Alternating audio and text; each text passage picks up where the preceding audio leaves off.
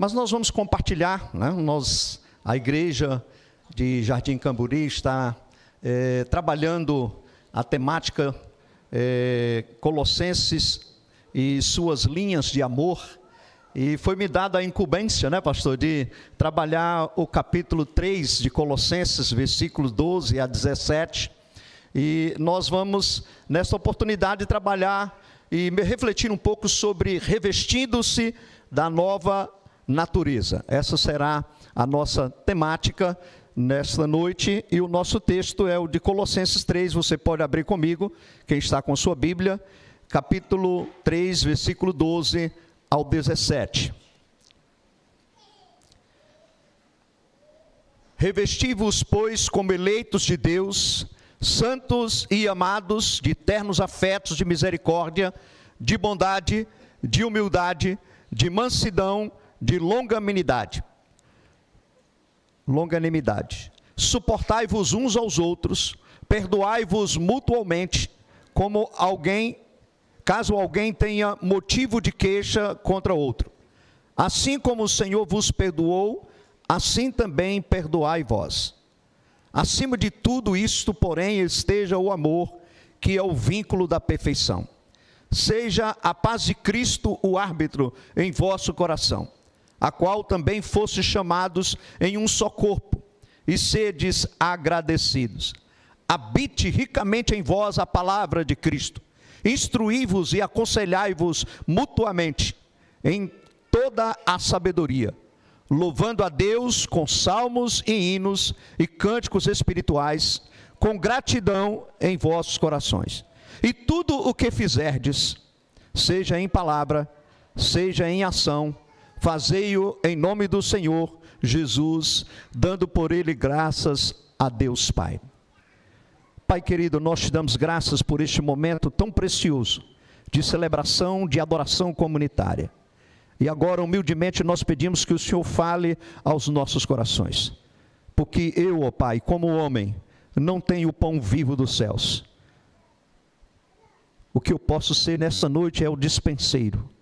E, portanto, eu te peço, ó Pai, em nome de Jesus, que a Tua palavra venha, ó Pai, falar aos nossos corações. Que o Teu Espírito Santo, ó Pai, aplique a Tua palavra em nossos corações.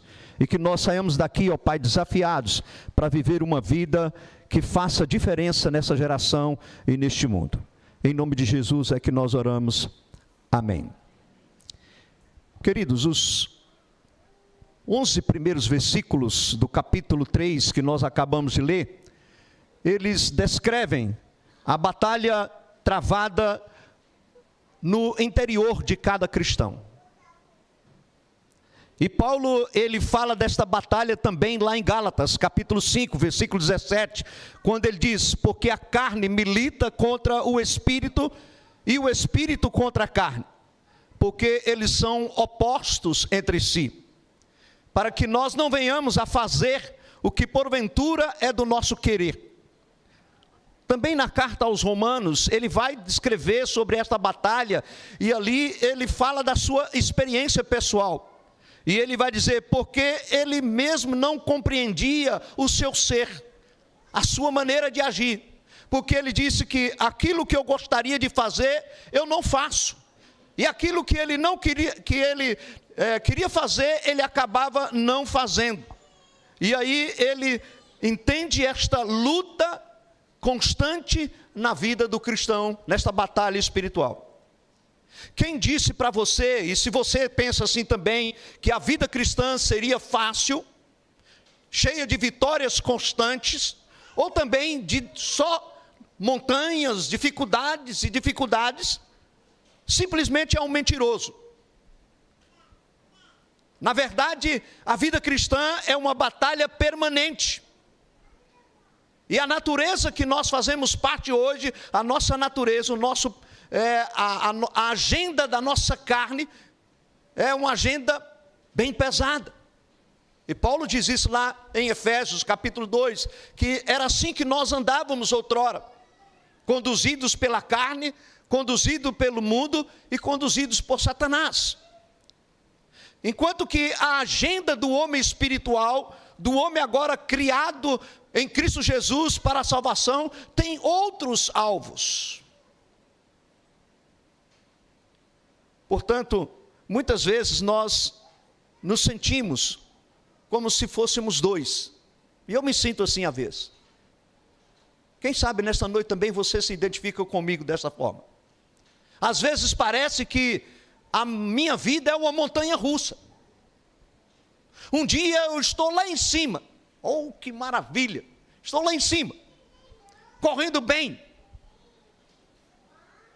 seguindo com afinco a direção do Senhor, fazendo aquilo que agrada a Deus de maneira... Mas no dia seguinte, de repente, olha, eu me vejo lá descendo, sabendo que eu estou caminhando para uma queda. E às vezes nós nos sentimos assim. Quem sabe você pode se identificar assim, desta forma. Você conhece bem esta luta espiritual. Mas eu quero nesta noite te dar esperança. Nas linhas do amor de Paulo na carta aos Colossenses, há esperança. A vida cristã é rica, a vida cristã é bela, a vida cristã é maravilhosa. E por isso Paulo, quando ele escreve esta carta, ele vai falar de dois verbos muito interessantes. Ele vai usar o verbo despir e o verbo vestir. Se nós desejamos assumir o novo homem, nós devemos fazer duas coisas. Primeiro, nós precisamos destruir os remanescentes terrenos que permanecem em nós. É uma luta, ainda há dentro de nós coisas que nós precisamos nos despir, deixar, abandonar. E segundo, nós precisamos nos revestir, nos vestir, e cultivando uma mentalidade celestial, uma mentalidade dos céus, das coisas de Deus.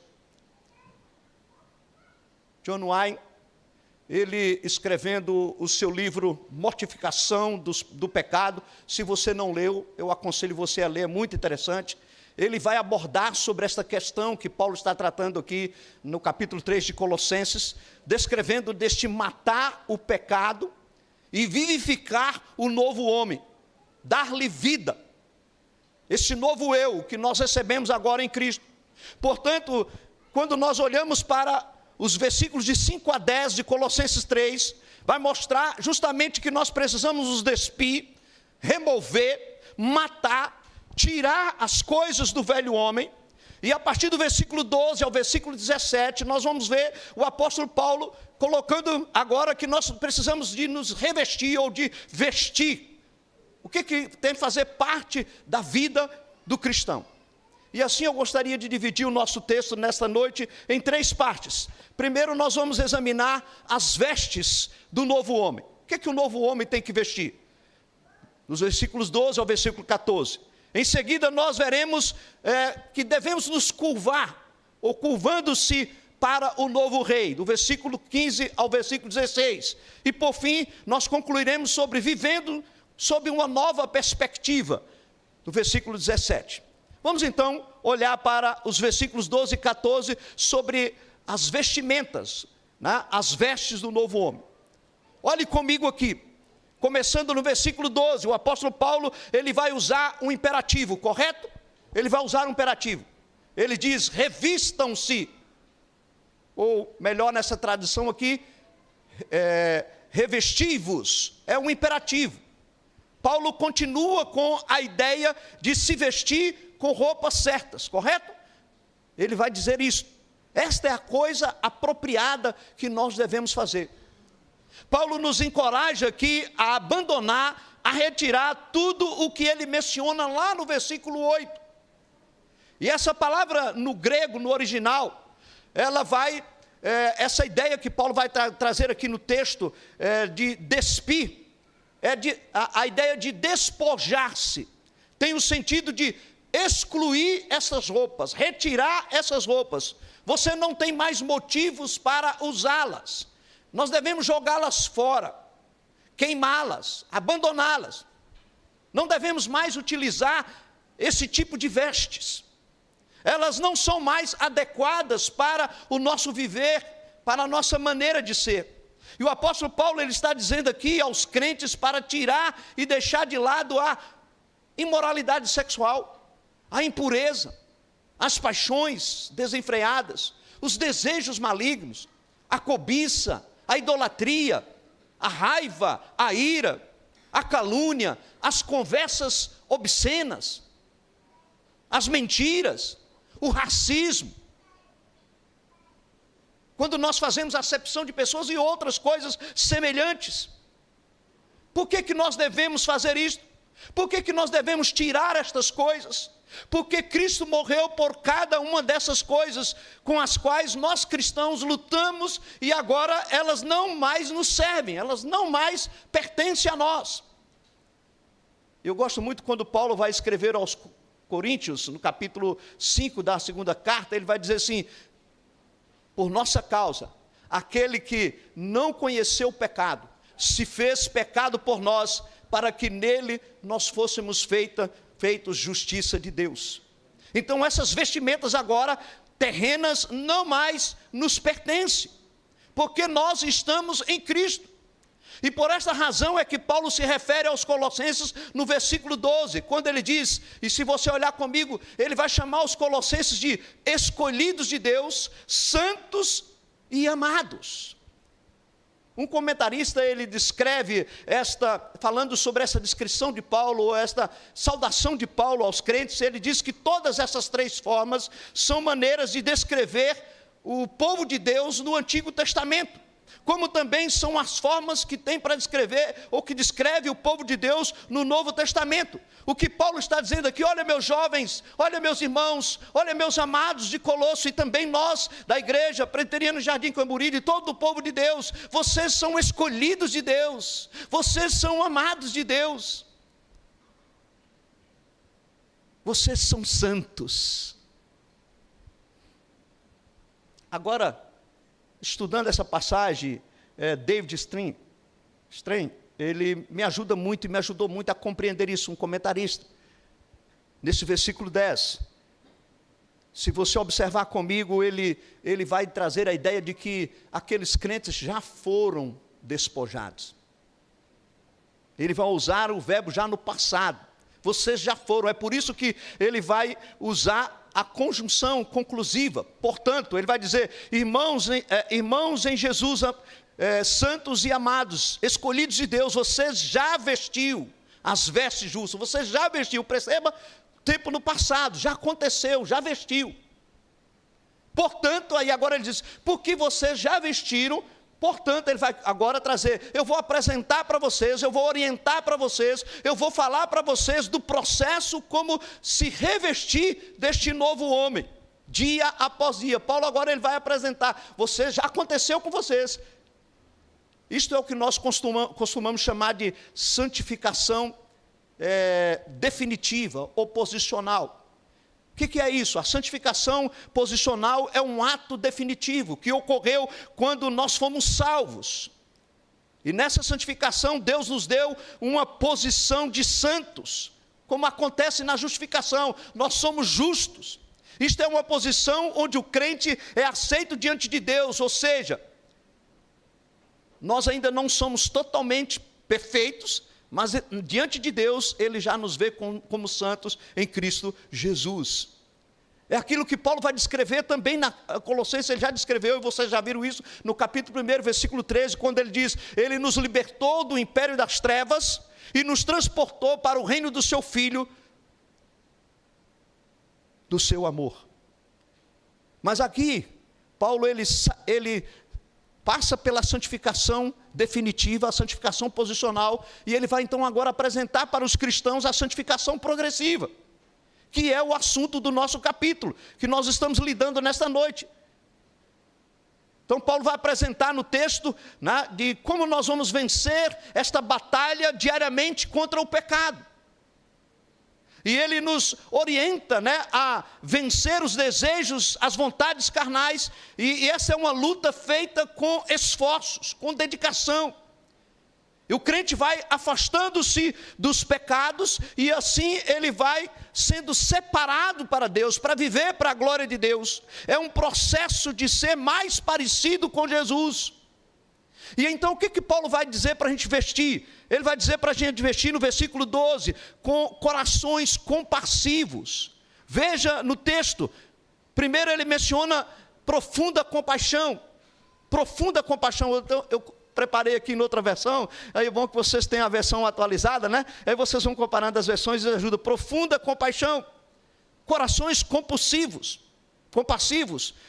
E aqui, a palavra lá no original, no grego, ela é muito relacionada a entranhas compassivas. Por que essa palavra no grego é usada como entranha, ou seja, intestino mesmo? Porque no mundo grego era diferente do nosso mundo hoje, da maneira como nós vemos as emoções. Nós ligamos as emoções do coração, né? É o coração, mas para os gregos era o intestino. As emoções e os sentimentos deles eram no intestino. Era ali que eles viam as emoções e os sentimentos. E então, por isso que Paulo vai usar essa expressão de entranhas. É a ideia de que lá no íntimo, no mais profundo do nosso coração. E aí a gente pode, para a gente entender um pouco essa ideia do mundo grego, é a gente ir para o mundo da fantasia. Se você quiser derrubar um dragão, para onde você iria? Você não iria para as costas dele, você não iria para outro lugar, você iria para o ponto fraco do dragão no mundo da fantasia, que é o intestino do dragão. Era essa a concepção grega.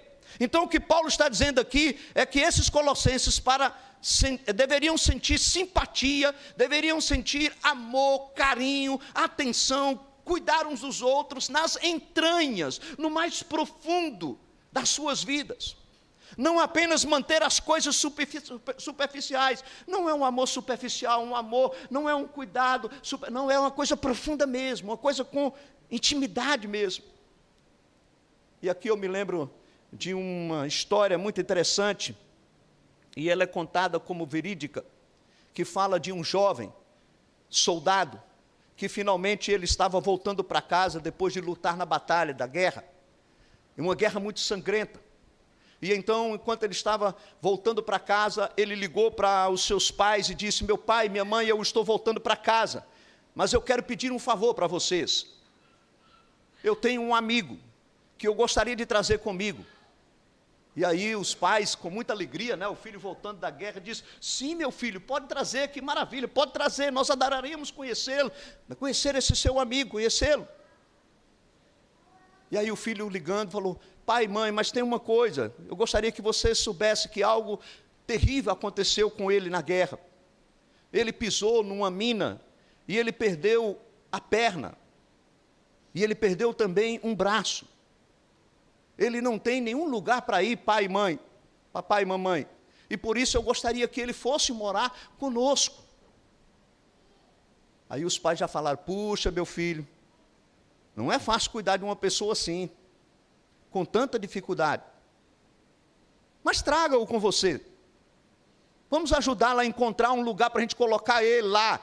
A gente pode ficar tranquilo, traga, a gente vai encontrar um lugar, coloca, mas se a gente cuidar dele, não é muito fácil. Não, mamãe, não, papai. O jovem dizia: eu quero que ele venha morar conosco na nossa casa. Ele vai dormir no meu quarto. Filho, nós não podemos assumir um compromisso assim não, filho. Tão grande. Ele não seria feliz morando aqui conosco. E nós não poderíamos, e nós perderíamos também um pouco da nossa liberdade. Fique tranquilo, nós vamos achar um lugar para a gente colocar ele. Fica tranquilo. Está certo, papai e mamãe. Vocês têm razão.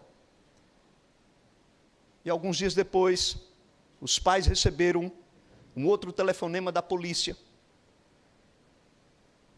O filho deles havia cometido um suicídio num hotelzinho perto da casa deles. Perto da cidade deles. Bem perto. E quando eles foram fazer o reconhecimento do corpo, eles perceberam que o filho não estava falando de um amigo, o filho estava falando dele mesmo. Ele tinha perdido a sua perna e o seu braço. Ele tinha ligado para saber como é que os pais dele iriam lidar com ele naquela condição. Queridos, como é que nós lidamos com o sofrimento dos outros? Superficial? Alguém faz. Ou nós nos envolvemos, ou nós sentimos a dor do outro. É isso que Paulo está dizendo aqui: corações compassivos, corações profundos, corações que realmente amam de verdade, que se importam com o outro de verdade. E aí Paulo vai dizer que nós também devemos nos vestir dos atributos de Cristo, versículo 12. Ele também vai nos dizer que nós devemos revestir da bondade, da humildade, da mansidão e da paciência. Eles deveriam ser atenciosos com os outros, certo? Atenciosos, generosos, enquanto interagem, enquanto convivem, seja na família, seja na igreja, seja no trabalho, nós devemos ter esses atributos de Cristo. E a humildade aqui significa que eles deveriam pensar nos outros antes de pensar em si mesmo. Viver uma vida de submissão e de obediência.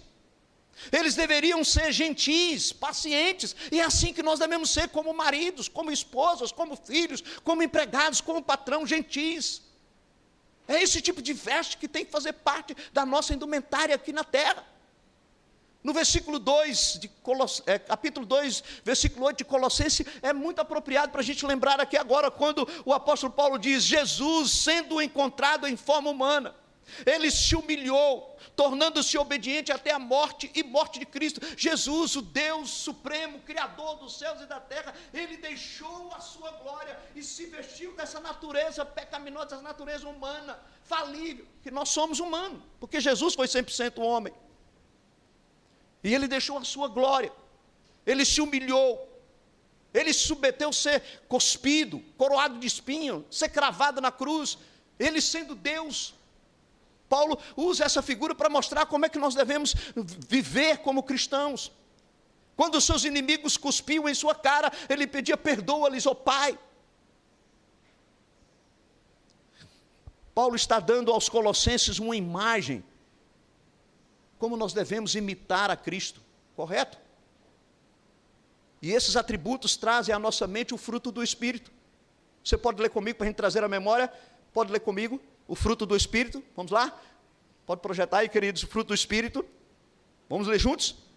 Amor, alegria, paz, longanimidade,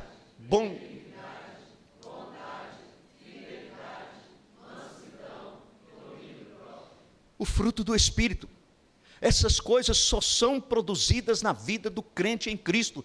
Só quem já nasceu de novo, só quem já foi revestido, como Paulo diz, só aquele que já teve a experiência da salvação, aquele que foi separado. E isto é feito pela operalização, ou pela instrumentalização, ou pela ação do Espírito Santo de Deus em nós. É como aquela menininha que foi vender com um tabuleirozinho de trufas, de maçã do amor melhor. Ela foi vender as maçãs de amor num local, num ambiente que a mamãe mandou, e ela estava lá vendendo, de repente alguém veio e bateu no seu tabuleiro, e as maçãs caíram todas no chão. E então ninguém se importava, todo mundo para lá, e as maçãs no chão, e aí um senhor foi e se abaixou e começou a pegar todas as maçãs e colocar no tabuleiro.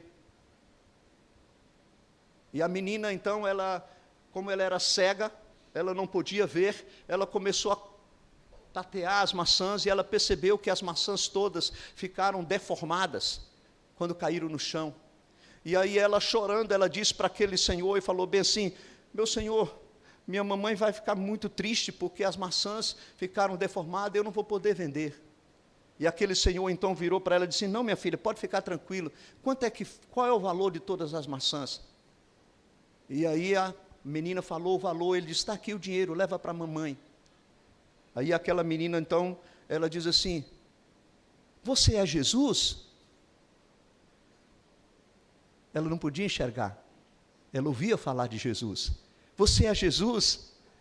Aí ele virou para ela e diz assim: não, querida, eu não sou Jesus, mas eu sou um amigo de Jesus. É assim que nós temos que nos vestir, meus queridos. Como é que nós passamos pelas pessoas que estão sofrendo? Como é que nós tratamos as pessoas que estão ao nosso lado? Nós nos vestimos dessas vestes de humildade, de paciência, de amor, de bondade, de misericórdia. Mas Paulo segue, olha o que Paulo diz: nós também temos que vestir, suportar e perdoar uns aos outros. Versículo 13, Paulo então agora ele vai utilizar dois verbos interessantes e instrutivos no versículo seguinte, e eu creio que ele faz isso para mostrar para nós como colocar em prática essas virtudes que ele acabara de dizer.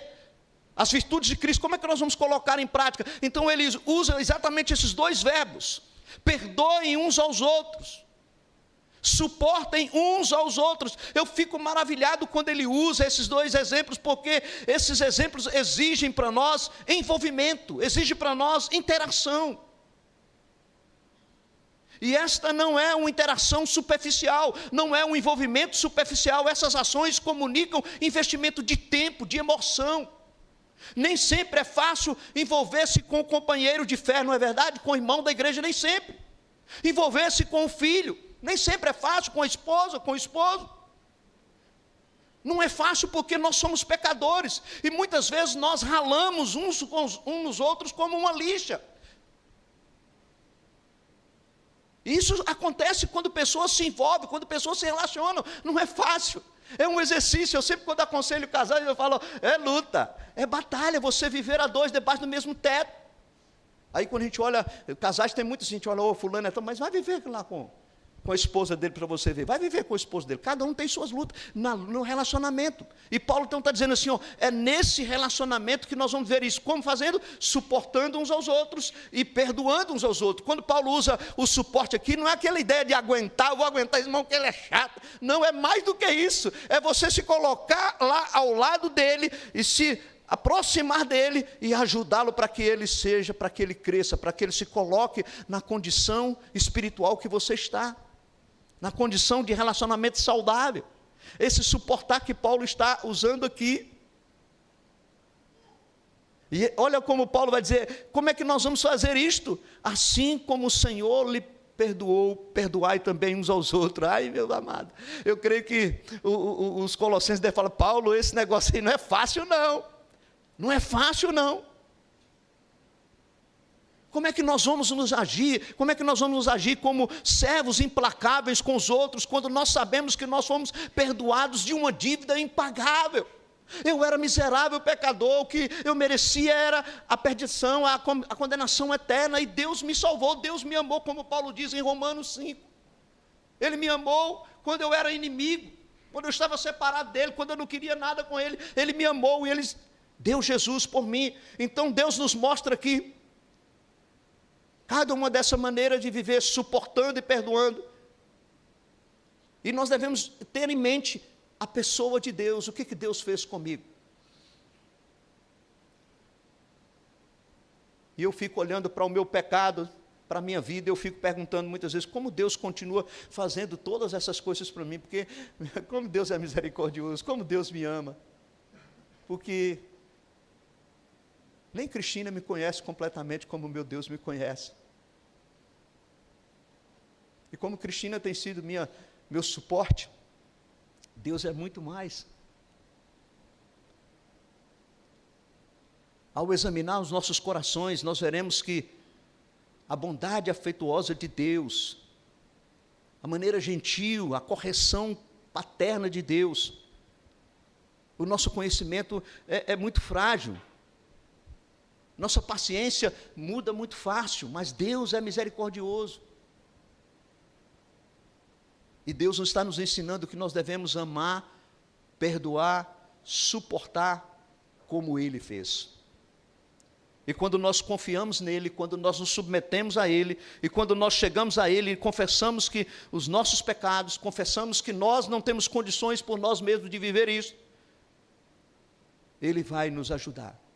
E de alguma forma Ele vai usar meu pastor, Ele vai usar meu esposo, minha esposa, meus filhos, meus irmãos da igreja. Ele vai me ajudar, Ele vai colocar pessoas para me ajudar, para ser suporte, para que eu possa crescer e amá-lo. Por fim, ele vai dizer aí a última vestimenta, versículo 14, devemos vestir com amor. E quando Paulo ele vai falar isso, ele vai usar a seguinte expressão: acima de tudo, porém, revistam-se do amor e do elo perfeito. Eu fico olhando aqui, é como se fosse um monte de retalhos, está ali o amor, está ali a paciência, está ali um monte de retalho, um monte de pano, e você precisa de uma veste, mas esses panos estão ali, mas para se tornar uma veste, para lhe proteger, para lhe aquecer você do seu frio, é preciso que eles sejam unidos. E aí Paulo vai dizer que o fio que vai tecer, o fio que vai unir essas virtudes é o amor. Você pode estar tentando crescer na área da bondade, da paciência, mas se você não tiver amor, não adianta. É o que Paulo vai dizer no belíssimo hino de Coríntios 13. E é por isso que nós oramos e nós cantamos que o amor de Jesus me encha como a água enche, como as águas enchem o mar. É por isso que nós cantamos que nós amamos a Deus porque Ele nos amou primeiro. E como é que nós podemos fazer isso? Porque Ele nos amou primeiro. Deixe-me encorajar você nesta noite, meu querido, a assumir o novo homem, a fazer as coisas difíceis de amar o próximo em vez de amar somente a você mesmo, de ser egoísta. Paulo está dizendo aqui, e nós devemos fazer isto, porque Ele sabe que nós podemos fazer, Deus sabe que nós podemos fazer, porque Ele nos ajuda, senão Ele não diria, senão Ele não teria colocado na sua palavra. É um dom ter paciência quando você discorda de alguém, não é verdade? Não é fácil. Ouvir um amigo que está magoado, dizer para ele o quanto você o ama, é difícil, especialmente quando ela pisa no seu pé, quando ela é chata. É difícil você acordar cedo, antes do seu cônjuge, cuidar das crianças enquanto ele dorme um pouquinho mais, alguns minutos a mais, descansa um pouquinho mais. É difícil. É difícil a gente ser abertos e honestos uns com os outros, enquanto o pecado se manifesta, mantendo assim uma conversa real, uma conversa saudável. Mas isso é um trabalhar para um relacionamento saudável. E isso só é possível quando nós deixamos que o fio do amor nos leve a suportar uns aos outros, a perdoar uns aos outros, a sermos humildes, a sermos pacientes, a sermos bondosos. O amor nos leva a isto. Segundo ponto, Paulo vai dizer que nós devemos nos curvar ao rei. Curvem-se ao novo rei. O curvar-se ao novo rei é submeter-se ao Senhor da nossa vida, como pecadores, nos rendemos a Ele completamente, não aos ídolos descritos na primeira parte da passagem que vocês já estudaram, mas agora nós devemos nos submeter a um novo rei. Como nós vamos fazer isso? Paulo diz que a paz de Cristo domine em seus corações, que a paz de Cristo domine em seus corações. É a única paz e verdadeira paz que existe, é só a paz de Cristo. Ele mesmo diz: eu não vos dou como o mundo vos dá, porque a paz do mundo é passageira, ela é só apenas um intervalo apenas entre duas guerras, mas a paz de Cristo, ela é uma paz duradoura, uma paz perene, uma paz que mesmo quando nós estamos nas lutas, nas dificuldades, no vale da sombra da morte, nós não temeremos, nós encontramos a confiança. Cristo, o Rei, venceu a batalha contra o pecado e nos tirou do lado do inimigo e nos trouxe para o seu reino. E Paulo nos diz que nós fomos chamados para a paz de Cristo. Isso é incrível. Deus nos tirou de uma batalha em que nós nem sabíamos que nós estávamos nela. E agora nós fazemos parte de um corpo do qual não podemos nos separar mais, que é a igreja, que é o seu povo. E Paulo escreve em sua carta aos Romanos que nós, como crentes, nós somos mais do que vencedores em Cristo Jesus, porque Ele nos amou. E ele diz: porque eu estou bem certo de que nem morte, nem a vida, nem anjos, nem principados, nem governantes, nem coisa do presente, nem coisa do porvir, nem poderes, nem altura, nem profundidade, nem qualquer outra coisa poderá nos separar do amor de Cristo Jesus, do nosso Rei, do nosso Salvador, daquele que nos dá a verdadeira paz, daquele que pode dar sentido para a sua vida pessoal, para a sua vida familiar, para a sua vida profissional, para todo o seu ser. A paz que você não vai encontrar nas drogas, a paz que você não vai encontrar no mundo, a paz que você não vai encontrar nos prazeres da carne, como ele já citou, mas esta paz só está em Jesus Cristo. Se isso não for paz, o que Paulo descreve aqui, da gente enfrentar todas essas coisas, eu não sei onde você vai encontrar paz, não vai ter.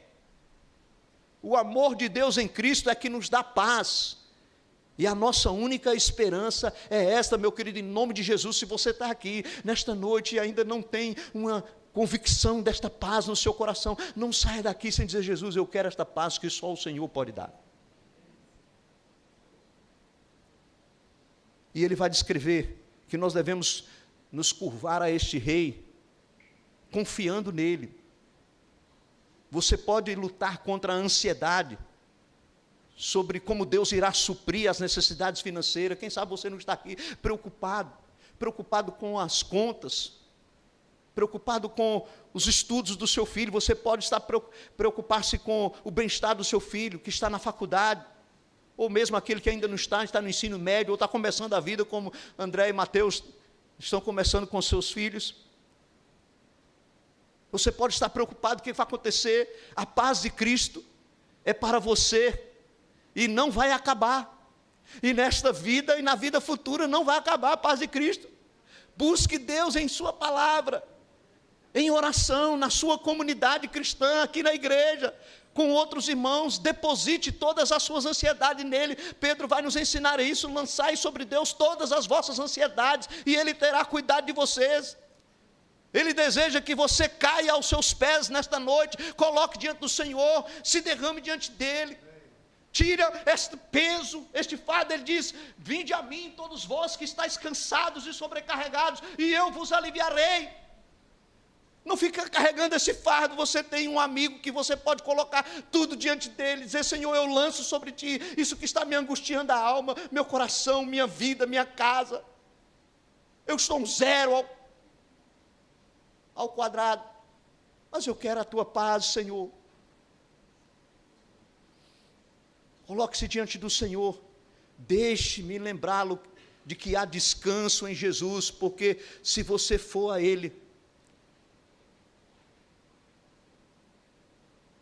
como Ele não esqueceu ontem, Ele não esquecerá hoje, e nem sempre de você.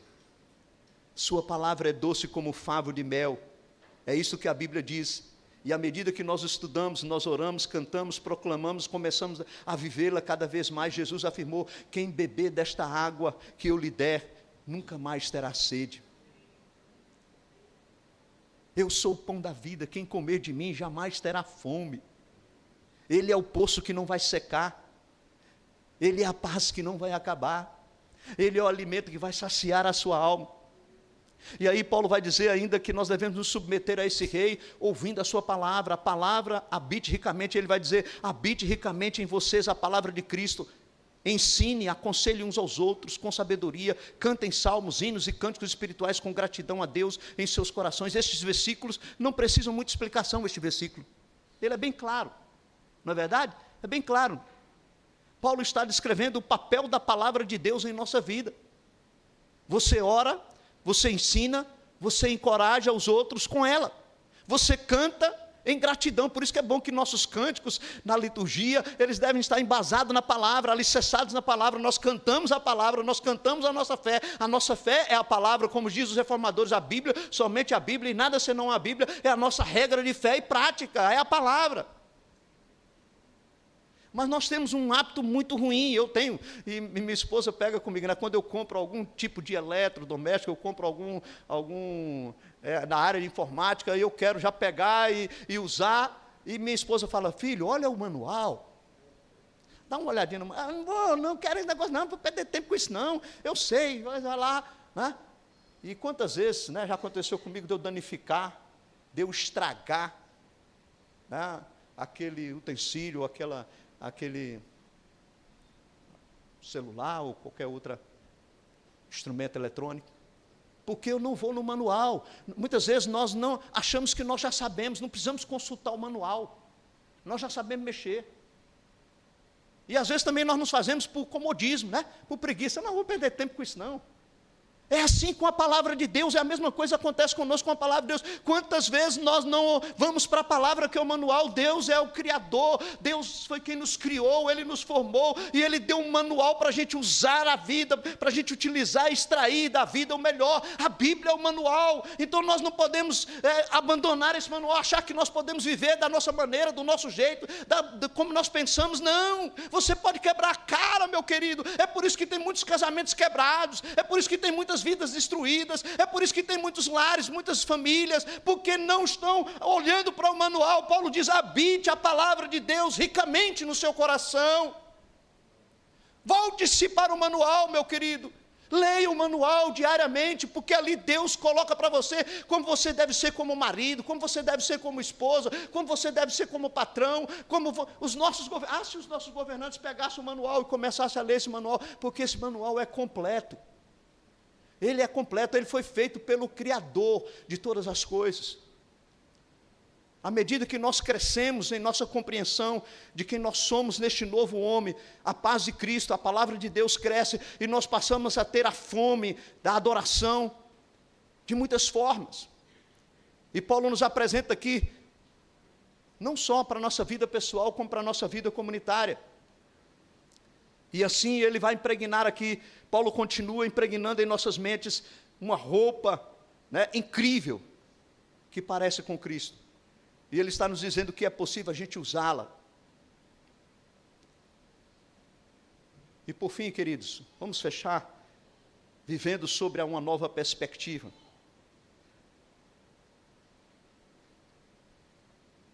E um ponto que nós veremos aqui neste versículo é: tudo o que fizerem, tudo o que fizerem, tudo o que você for fazer.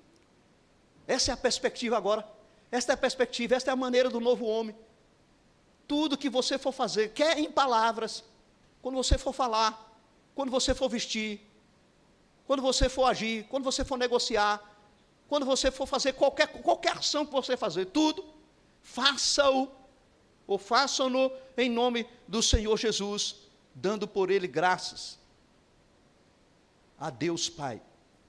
Essencialmente, Paulo está dizendo aqui: vivam à luz do Evangelho.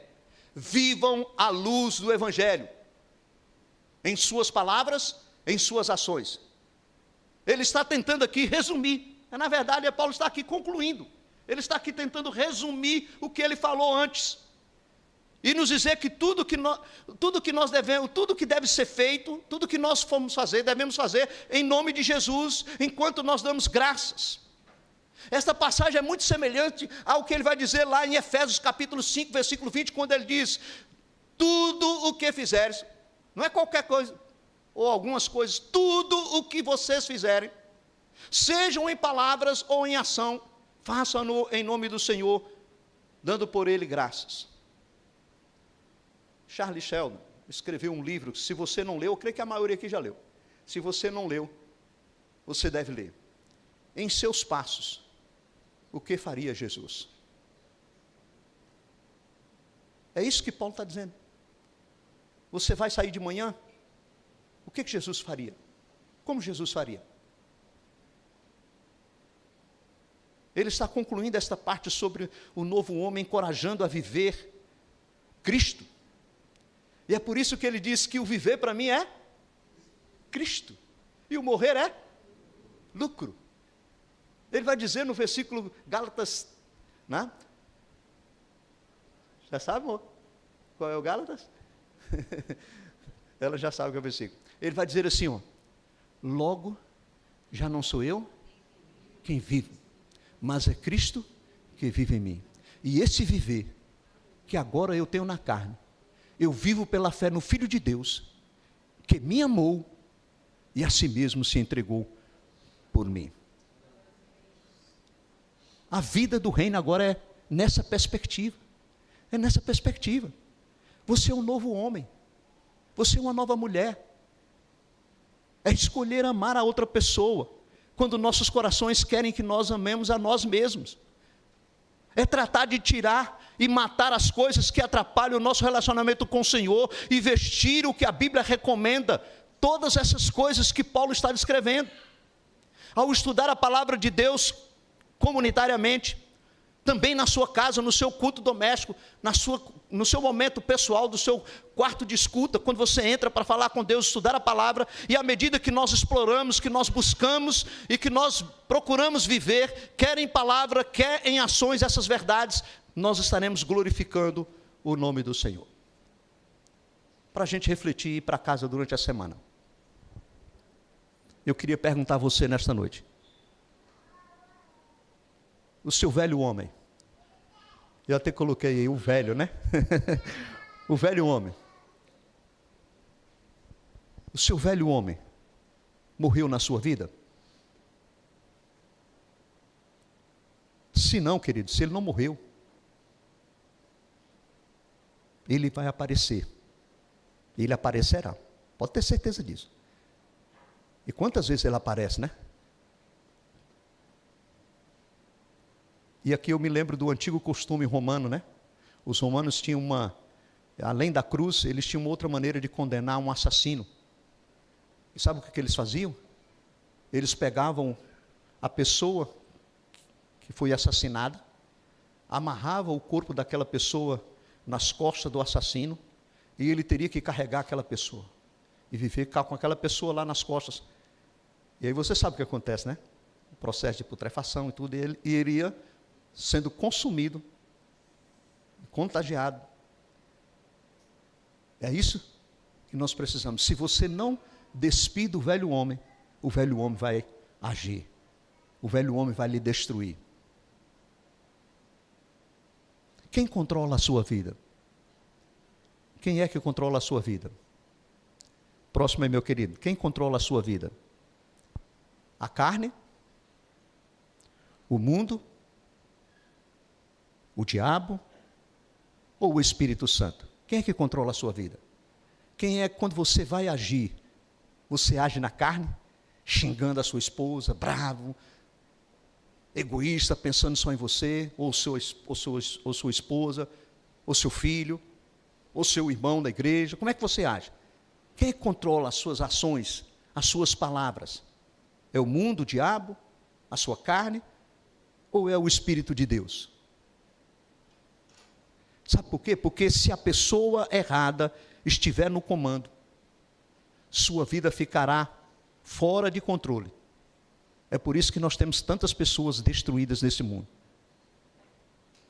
Sua vida ficará fora de controle e menos agradável a Deus. Quanto mais você se vestir deste novo homem, quanto mais você se revestir das virtudes de Cristo, do amor, suportando, amando, certamente você vai ser mais parecido com Jesus. Fechando, a palavra de Deus hoje nos exorta a revestir-se do novo homem, curvando-se ao novo Rei, que é Jesus Cristo, vivendo numa nova perspectiva, numa nova vida, para a glória de Deus. Que Deus nos abençoe e aplique a sua palavra em nossos corações.